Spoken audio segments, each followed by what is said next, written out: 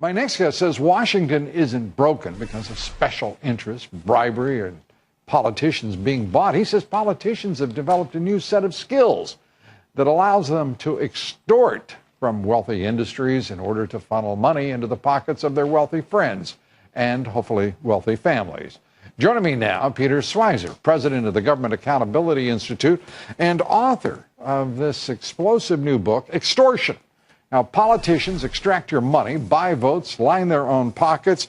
Peter, good to have you here. Congratulations on the book. I've got to start with two terms I had never heard, and I've covered politics for a little while, but toll booths and milker bills. You lay it out in this thing, and it looks, by your account, like nearly everybody in one way or another is in on the scam in Washington, D.C.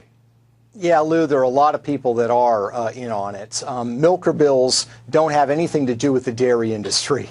It's really an example of one of the techniques that they use to extort from the American people. There was a survey done, Lou, that asked business executives, why do you donate to political campaigns? And over half of them said the reason they did, the prime reason, was they feared that if they didn't, bad things would happen to them and their industries. Milker bills are basically a way to throw fear or to create fear in industries, so where they feel the need to make donations to try to get something to go away. It's protection money, really, is what it is. Protection money, and the same is true of the toll booth.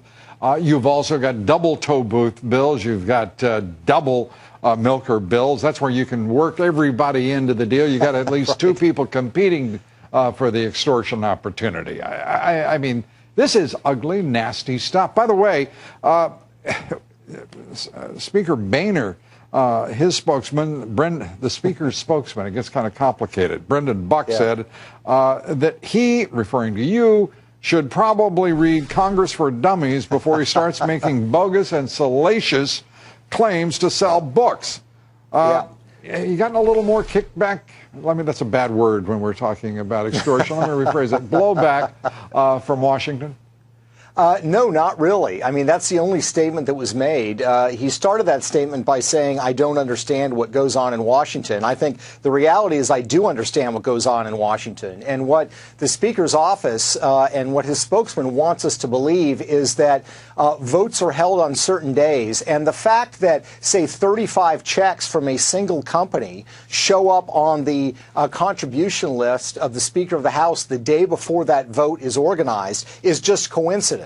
And that this happens repeatedly is just coincidence is really a bit too much to take. The sad reality is that lawmaking and money-making are going hand in hand in Washington. And by the way, Lou, we have to remember that raising money for politics is not just about winning re-election anymore. They've created very simple ways to basically take money to enhance their lifestyles. So they're able to use money that they raise not only to win elections and to gain power, but to, go to sporting events, go to five-star resorts, rent limousines, all the sorts of things they can't do with regular campaign funds. It's really quite extraordinary. I want to look at one example, and that is the leadership PACs.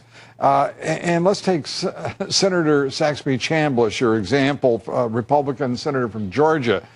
His leadership PAC spent, do we have that full screen? Golf outings, $10,000 on golf at Pebble Beach. Why mess around?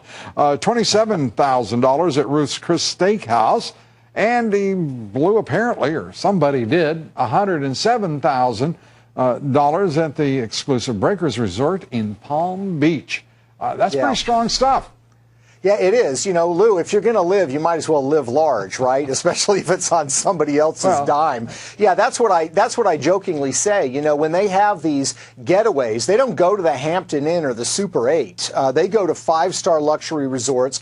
You had Congressman Andrews from New Jersey who used his leadership PAC money to take the entire family to Scotland to stay at a resort. A beautiful place. A beautiful place, and no doubt about it. But this is the problem. You have this separation of the political class. So is one party DC. or the other more given to extortion than the other?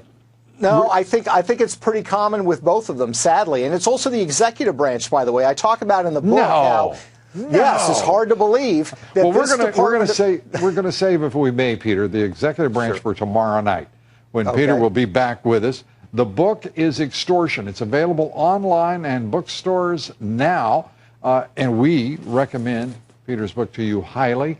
A terrific book, Peter, and terrific to see you. Let's continue the conversation tomorrow evening right here.